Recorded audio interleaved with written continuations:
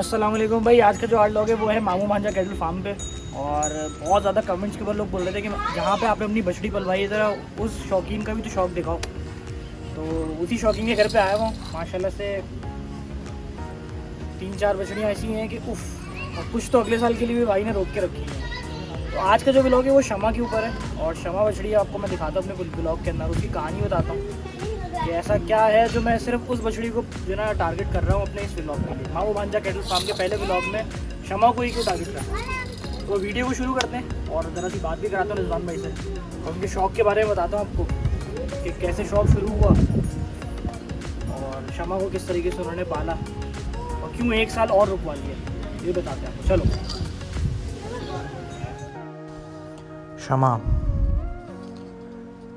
शमा ने यकीनन मामू भांजा कैटल फार्म को एक नई रोशनी दी है।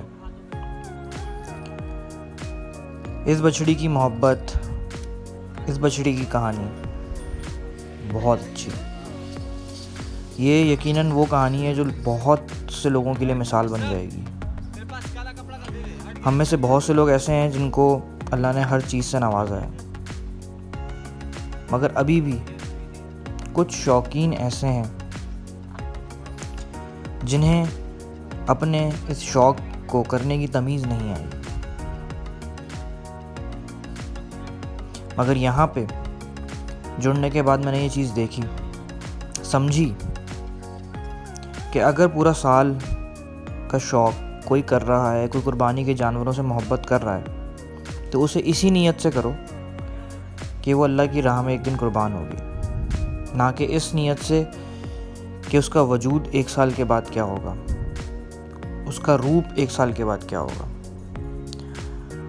और ये मिसाल इस वीडियो में मैंने आप लोगों को दिखाने के लिए शमा को चूज़ किया। अब इस बछड़ी के बारे में मैं ख़ुद रिजवान भाई से आप लोगों के लिए पूछता हूँ और उनसे ये भी पूछता हूँ कि वो कौन सी वजह थी कि शमा जब 2019 में कुर्बानी के लिए घर लाई गई तो कुर्बान क्यों नहीं की। तो फिर चलो। शौकीन की मैं बात कर रहा था जहाँ पे मैंने अपनी बछड़ी पलवाई है, वो है रिजवान भाई के पास। और रिजवान भाई से पूछते हैं सबसे पहले तो उनकी बछड़ी की कहानी कि भाई आपने पिछले साल ये बछड़ी ली थी तो फिर कैसे इसको 1 साल और रोका। ये सबसे पहला सवाल तो ये बनेगा। तो रिजवान भाई से पहले तो तारुफ करवाया जाए। तो ये मामू भांजा के हमारे यूँ कहें चश्मो चिराग बने हुए हैं और हमें भी इन्होंने परेशान कर दिया। दुम्बों का शौक़ मुझे था नहीं इतना, दुम्बों को और घेनियों का शौक़ इन्होंने डालने वाला मेरे अंदर ये बंदा है। और ये 2 साल 3 साल पहले से शौक़ चलता आ रहा है लेकिन समझ नहीं थी। माशाल्लाह से इस साल समझ आना शुरू की है तो थोड़ा सा और शौक़ को इनहेंस कर रहा हूँ मैं भी। तो रिजवान भाई सबसे पहले तो ये बताओ कि शमा जो है पिछले साल अपने घर पे लेकर आए, इसके बाद एक और बछड़ा था ना, परवाना नाम था, ये बछड़ी क्यों रोक ली? ऐसा क्या हुआ कि आपने 1 साल और ऐसा हो गया कि ये बछड़ी कुर्बानी के मेरे घर पे आ गई थी पिछले साल 2019 में 19 में। अच्छा। और रस्सी बन गई थी इसको, छुरी मेरे हाथ में थी, मेरे भाई के हाथ में छुरी थी, छुरी फिरता। तो मेरी जो बेटी है सारा, उसने बोला कि बाबा इसको रोकनी। आज तक उसने कभी इसकी फरमाइश नहीं की, तो उसकी फरमाइश पर मैंने फिर ये बछड़ी रोकी। तब आपने कुर्बानी के लिए बिल्कुल लिटा दी। छुरी मेरे भाई के हाथ में थी, उसकी फरमाइश पे मैंने बछड़ी रोकी। और मज़े की बात है कि बछड़ी रोकी उसकी फरमाइश पे और पूरे साल वो बछड़ी फार्म पे देखने भी नहीं आई। है ना कि बच्ची ने उस टाइम पे फरमाइश की थी। अल्लाह ताला ने बस एक रखना था, किसी अल्लाह ताला ने रखना ये था कि इस शमा माशाल्लाह पूरे पाकिस्तान में इस वक्त हर आदमी को इस वक्त इस बछड़ी इतनी पसंद आई है, बिल्कुल पसंद आई है।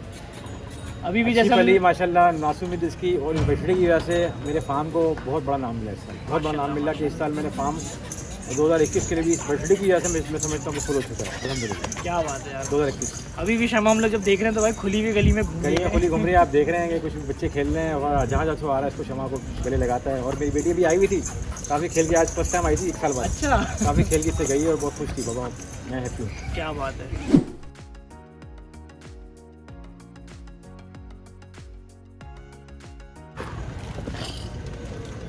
लोग मुझसे पूछते रह गए आखिर तक कि रिजवान में इसको आपने बेचा क्यों नहीं, इसको बेच के आप कुछ और जानवर खरीद लेते, इतने पैसों की बिक्री थी तो आप इससे पैसों और जानवर ले आते। लेकिन बात भाई ये कि जब इसको ली थी ना तो उसमें कुर्बानी की नीयत कर ली थी और चाहे जितना पैसा मिल जाए बेकार है, कुर्बानी के सब बेकार है। तो यही मेरा लोगों को पैगाम है कि भाई पालो, शौक़ करो, जानवर बेचो भी, लेकिन उसको कुर्बानी की आखिर तक ले जाओ बस, बाकी इसको नीलामी ना करो बस। यही मेरा सबको पैगाम है।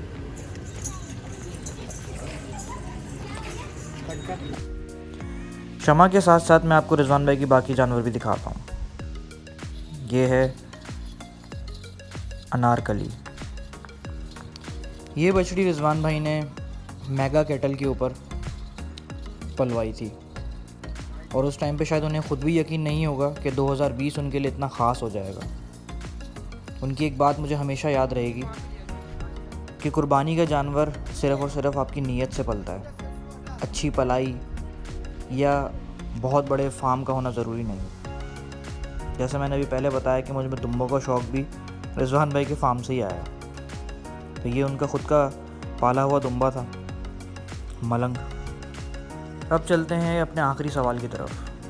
चलो एक सवाल हम लोगों ने और रिजवान भाई से पूछना था, और ये मेरे बड़े ना लंबे अरसे से दिल में लेके चल रहा हूँ कि रिजवान भाई ये बताओ कि जैसे कि मैंने अपनी बछड़ी आपके पास पलवाई और इसमें कितने लोगों ने जानवर पलवाया था, तो आपके भाड़े से कोई चीज़ बिकती क्यों नहीं है? कोई एक रीज़न तो होगा भाई। वजह इसकी सबसे बड़ी ये बिकती है, कुछ ऐसी बात नहीं है, लेकिन कुर्बानी वाले को मेरी 99.9% कोशिश होती है कि अगर मेरे फार्म से कोई चीज़ बिके भी ना तो डायरेक्ट कंज्यूमर को जाओ इसकी वजह ये है कि मेरे से कोई लेके जाएगा वो अपना प्रॉफिट लगाएगा, उससे कोई लेके जाएगा वो अपना प्रॉफिट लगाएगा।